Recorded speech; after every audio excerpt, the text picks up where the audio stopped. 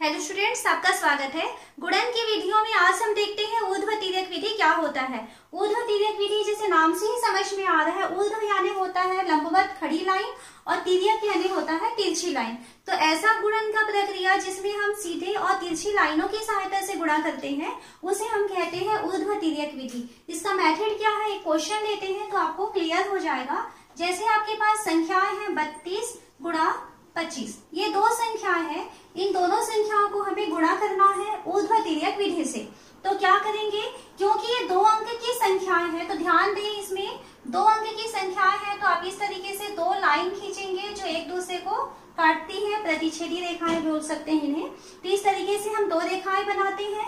उसके बाद में दो के पहले एक कम लाइन खींचे और उसके बाद में दो के एक कम यानी एक लाइन उसके बाद में खींच देते हैं। ठीक है, इस तरीके से हमको लाइन खींचनी है। अब इसमें संख्याएं कैसे रखनी होती है, पहली संख्या क्या है 32 है तो यहाँ पर बीच में पूरा आपको 32 लिख देना है। दूसरी संख्या है 25 तो यहाँ पर आपको 25 लिख देना है। ठीक है, इस तरीके से संख्याएं भर दिए। 32 में से पहला वाला जो 3 है वो यहाँ लिखा जाता है और ये जो 2 है वो उसको यहाँ पे लिखेंगे आप। दोबारा 25 है तो 25 का 2 इसके पास आ जाएगा और ये 5 जो है उसको आपको यहाँ लिखना होता है। इस तरीके से हमको लाइनों में संख्याएं को भरनी है। अब देखिए कैसे करते हैं, आप इस तरीके से पार्टीशन बनाएंगे और अब गुणा चालू करें। तो पहला पार्टीशन, पहला भाग जो है उसमें है 2 गुणा 5, तो 5 दूनी कितना होता है 10, यहाँ 10 लिख लिए।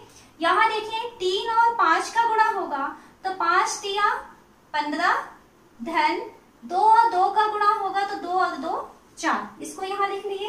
अब इन दोनों का गुणा करते हैं तो 3 दूनी 6, ये यहाँ लिख दिए। अब उसके बाद हम फाइनल आंसर नीचे लिखने वाले हैं। तो 10 मिला है तो 10 का 0 नीचे आ जाएगा। ये क्योंकि दो अंक की संख्या थी तो एक जो है वो दहाई में जो है वो हासिल चला जाएगा, तो हासिल इसके पास आ गया, ये एक जो है वो यहाँ आ गया। ठीक है, अब ये कितना हो गया 15 और 4 19, 19 और 1 20, 20 का 0 हासिल बचा 2, तो वो 2 हमको यहाँ लिखना है। इस तरीके से जो जैसे हम जोड़ की प्रक्रिया में करते हैं वैसा ही करना है। इकाई का अंक लिखते जाएंगे और बाकी इकाई के बाद की जो संख्याएं बचती हैं वो हासिल में अपने सामने निकल जाएंगी। तो ये 6 और 2 हो गया 8। अब देखिए फाइनली आपको आंसर कितना मिल रहा है 800। तो हम कह सकते हैं 32 गुणा 25 का मान जो है वो 800 हुआ। अब हम यहाँ पे उत्तर की जांच करना चाहते हैं तो बीजांक की सहायता से उत्तर की जांच करना हम सीख चुके हैं। तो अगर हम इसमें उत्तर की जांच करना चाहते हैं तो देखिए 32 का बीजांक कितना है 5, 25 का बीजांक कितना है 7। तो उत्तर की जांच कैसे करते हैं, जो संख्याएं आपस में गुणा हो रही है अब हम जांच करना चाहते हैं तो जांच कैसे करेंगे। तो 32 का बीजांक है 5 गुणा 25 का बीजांक है 7, इन दोनों को गुणा कर देते हैं तो 7 पंचे 35, इस 35 का हम बीजांक निकालते हैं। तो ये जो 35 है इसका बीजांक हो जाएगा 3 धन 5 यानी कि 8 हो गया। हमें बीजांक मिला है 8। अब यहाँ देखिए जो उत्तर है वो उत्तर का बीजांक कितना मिला है, उत्तर का बीजांक क्योंकि उत्तर कितना है 800 है तो 800 का बीजांक कितना हुआ 8 हो गया। तो यहाँ पर इन दोनों संख्याओं के बीजांक का गुणा का बीजांक उत्तर के बीजांक के बराबर है, इसलिए हम कहेंगे कि हमारी गुणन की प्रक्रिया सही है। तो आपको क्वेश्चन को सॉल्व भी करना है और साथ साथ उत्तर की जांच भी करनी है। उत्तर की जांच करना हम इसके पिछले वीडियो में सीख चुके हैं। अब हम कुछ और क्वेश्चन लेते हैं। जैसे हमको दिया हुआ है 44 गुणा 32, इसको हमें ऊर्ध्व तिर्यक विधि से गुणा करना है। तो देखिए दो अंकों वाली संख्याएं है इसलिए हम यहाँ पर 2 लाइन खींचेंगे, उसके 2 के पहले एक लाइन खींचेंगे और उसके बाद में एक लाइन खींचेंगे। ठीक है, इस तरीके से खींचना है लाइन। उसके बाद पहली संख्या है 44 तो यहाँ पर बीच में आपको लिखना है 44। ठीक है, 4 और 4 लिख दिए और नीचे वाली संख्या है कितना 32 है तो यहाँ पर आपको 32 लिखना है। संख्याएं कहाँ पर लिख रहे हैं वो ध्यान रखना है आपको। ये ऊपर में हमने 44 लिख दिया, नीचे में 32 लिख दिए। अब इसमें से पहली लाइन कौन है, या 44 का जो 4 है पहला वाला जो अंक है उसका सामने आ जाएगा और इसका 3 जो है उसको आपको सामने लिख देना है। ठीक है, ये 4 और 3 ये अपने सामने में आ गए और ये 4 और 2 जो है ये यहाँ पे आ जाएंगे 4 और 2। इस तरीके से आपको संख्याओं को भर लेना है। अब इसके बाद देखिए पार्टीशन बनाएंगे। ये पार्टीशन बना लिए। पहले वाले में आ रहा है 4 गुणा 2, 4 दूनी 8। इसको लिखिए। यहाँ पे ये 4 का गुणा 2 से होगा, ये जो लाइन बनी हुई है ऐसे ही आपको गुणा करना है। तो ये 4 का गुणा 2 से होगा तो 8 हो गया। यहाँ से इन दोनों का गुणा करना है तो 3 का गुणा 4 से हो जाएगा, तो यहाँ पर हो जाएगा 12, ये हो गया। और यहाँ पे 4 और 3 का हम गुणा करेंगे तो 4 दिया 12। ये संख्याएं लिखिए। अब उसके बाद हमको लास्ट में आंसर लिखना है, तो कैसे लिखेंगे? ये 8 है तो 8 का 8 तो पूरा हम नीचे उतार दिए, अकेला था वो। यहाँ 8 और 12 इन दोनों को जोड़ेंगे तो 8 और 12 को जोड़ेंगे तो कितना होता है? 20। तो 20 का शून्य यहाँ उतर जाएगा। ये जो 2 है वो हासिल आ जाएगा यहाँ पर। तो ये 12 धन 2, तो 12 धन 2 कितना हो गया? 14। तो यहाँ पर इसका आंसर आ रहा है 1408। आप चाहे तो यहाँ पर उत्तर की जांच कर सकते हैं। उत्तर की जांच करना आप सीख चुके हैं। तो यहाँ पर भी जब आप उत्तर की जांच करेंगे, क्या है प्रोसेस कि आप पहली संख्या का बीजांक निकालेंगे, दूसरी संख्या का बीजांक निकालेंगे, दोनों बीजांकों को आपस में गुणा करेंगे और जो संख्या मिलेगी उसका वापस से आपको बीजांक निकालना है। वह बीजांक उत्तर के बीजांक के बराबर होना चाहिए। तो यहाँ पर उत्तर की जांच आपको स्वयं करना है।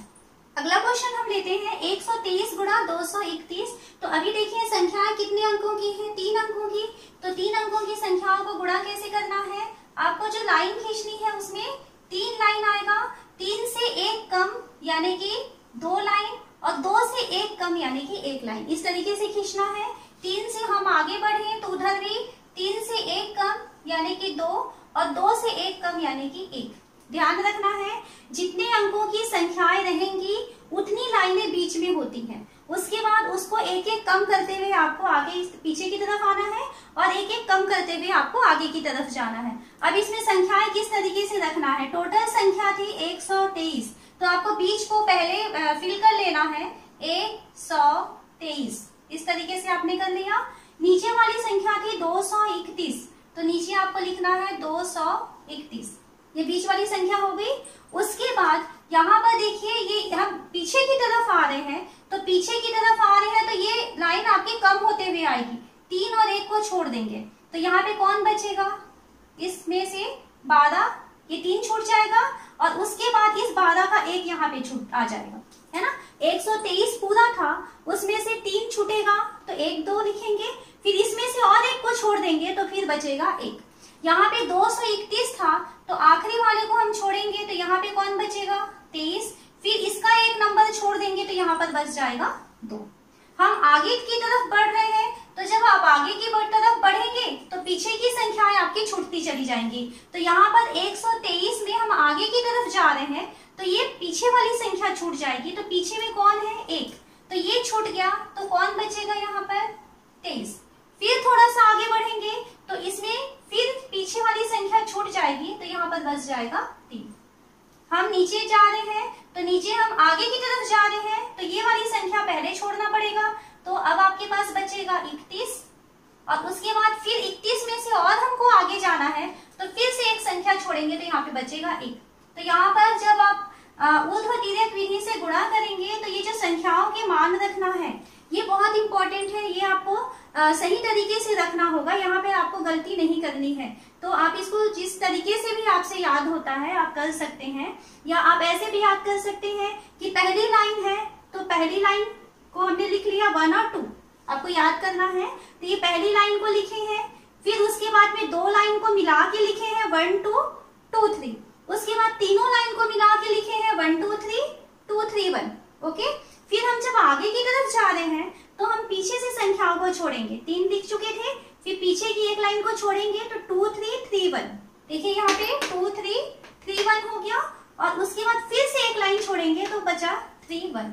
तो आपका सबका ट्रिक अलग होता है कि आप किस तरीके से इसको याद रख सकते हैं, पर मेन है कि आप यहाँ पे संख्याएं जो है वो सही तरीके से लिखेंगे। गुणा कैसे करना है तो इसके पहले हम इसको सीख चुके हैं। आप 3 और 1 को गुणा करेंगे तो 3 और 1 का गुणा 3 हो जाएगा।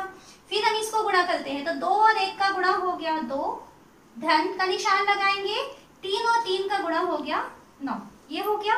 फिर यहाँ आते हैं हम 1 का गुणा एक के साथ होगा, जो लाइन होती है उसी की संख्याएं गुणा होती हैं। तो 1 और 1 का गुणा 1 धन 2 और 3 का गुणा 6 धन 2 और 3 का गुणा 6। इसके गुणा की संख्याएं लिख लीजिए। फिर यहाँ देखिए 3 का गुणा होगा 1 के साथ, तो 3 और 1 का गुणा 3, और 2 का गुणा होगा 2 के साथ, तो ये हो गया 4। लास्ट 1 और 2 का गुणा हो गया 2। ये सब गुणा कर चुके। और फाइनल जब हम आंसर लिखने वाले हैं तो देखिए कैसे लिखेंगे। यहाँ पे 3 अकेला था तो 3 को लिख लिए। फिर हम इसको जोड़ते हैं तो 9 और 2 कितना होता है 11, तो 11 का 1 लिखेंगे। ये 1 जो है वो हासिल चला जाएगा इसके पास, तो इसके पास हासिल चला गया ये, तो कितना हो गया ये 6 और 1 7, 7 और 6 13, 13 और 1 14। यहाँ 14 मिल रहा है, 14 का 4, फिर ये हासिल चला गया सामने वाले के पास, तो यहाँ पर 1 आ गया है। 3 और 4 7, 7 और 1 8, 8 का 8 पूरा लिख लिए, और ये हो गया 2। तो हमारे पास फाइनली आंसर कितना मिल रहा है 2 8 4 1 3। ये है इसका आंसर।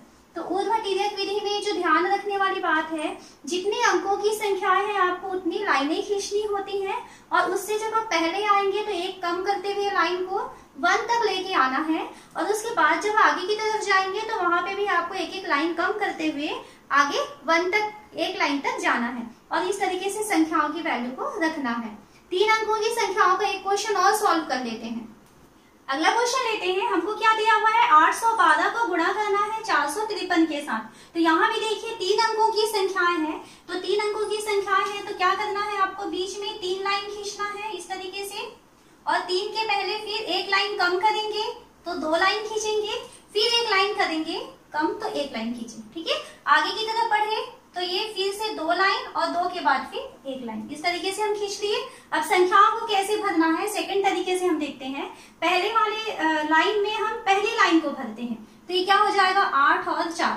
ठीक है, पहली लाइन भर लिए।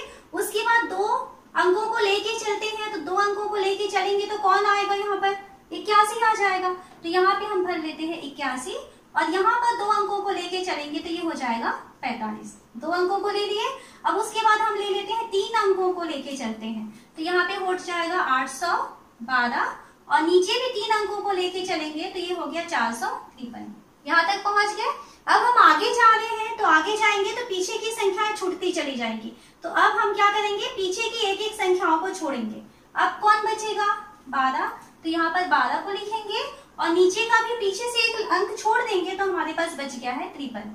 ये यहाँ लिख लिए। और फिर जब सबसे आखिरी में जाएंगे तो सबसे आखिरी वाली लाइन हमें लिखना है 2 और 3 को, तो यहाँ हमें लिख लेना है 2 और 3। इस तरीके से हम संख्याओं को लिख लिए हैं। अब गुणा करना चालू करते हैं, तो पहले इसको इस तरीके से पार्टीशन कर देंगे।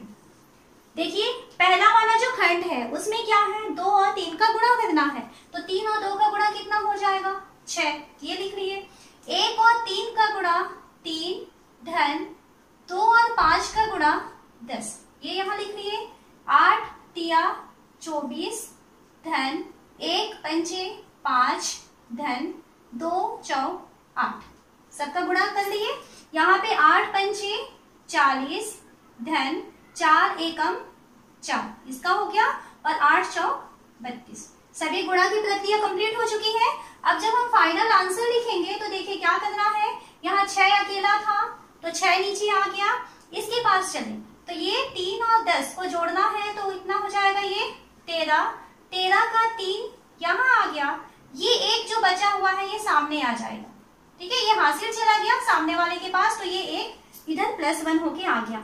अब यहाँ 24 और 5 29, 29 और 8 37, 37 और 1 38, तो यहाँ हमें 38 मिल रहा है। तो इस 38 का 8 आपको यहाँ लिखना है। बच गया कौन 3, तो 3 फिर सामने आ जाएगा हासिल में।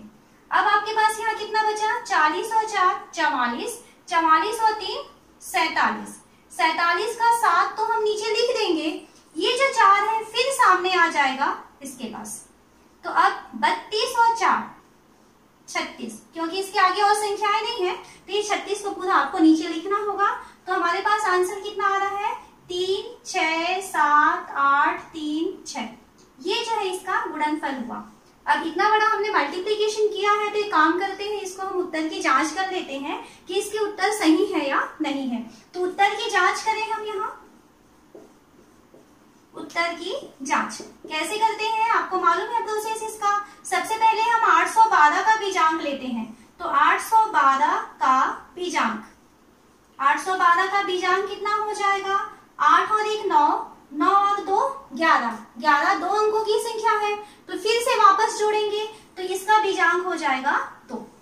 फिर हम 453 का बीजांक लेते हैं। तो 453 का बीजांक, तो यहाँ देखिए 4 और 5 9, 9 और 3 12। तो 12 क्योंकि दो अंकों की संख्या है तो वापस इसको जोड़ेंगे हम। तो 12 में 1 और 2 को जोड़ेंगे तो इसका बीजांक आ गया 3। तो अब पहली संख्या का बीजांक कितना है, 2 है। दूसरी संख्या का बीजांक कितना है, 3 है। हम क्या करें, इन दोनों को आपस में गुणा करते हैं। तो 2 और 3 को गुणा करते हैं तो कितना मिला आपको, 6 मिला है। और इस 6 का जो बीजांक है वो कितना होगा, तो 6 खुद एक ही अंक की संख्या है, तो इसलिए इसका बीजांक हो गया 6। ये पहला क्वेश्चन कंप्लीट हो गया। फिर हम आंसर के पास आते हैं कि आंसर जो आया हुआ है उसका बीजांक क्या है। तो आंसर कितना है, 3 6 7 8 3 6, ये आंसर है हमारे पास। तो हम इसका बीजांक निकालते हैं। तो इसका बीजांक भी अगर 6 आ गया तब हमारा आंसर सही है। तो इसका बीजांक निकालते हैं तो देखिए क्या होगा, 3 और 6 9, 9 और 7 16, 16 और 8 24, 24 और 3 27, 27 और 6 33। तो 33 आया है क्योंकि 33 दो अंकों की संख्या है। तो वापस 3 और 3 को जोड़ेंगे, है ना। तो 3 और 3 कितना हो जाएगा, 6। तो क्योंकि ये दोनों बीजांक आपस में बराबर है तो इसलिए हम क्या कह सकते हैं कि हमने जो गुणा किया हुआ है वो सही है। तो आपके बुक में और क्वेश्चन है यहाँ पे ऊर्ध्व-तिर्यक विधि के, तो आपको बहुत सारे इसके जो क्वेश्चन है वो सॉल्व करने हैं, प्रैक्टिस करनी है और साथ ही साथ उसमें सब में उत्तर की जांच भी करके देखेंगे।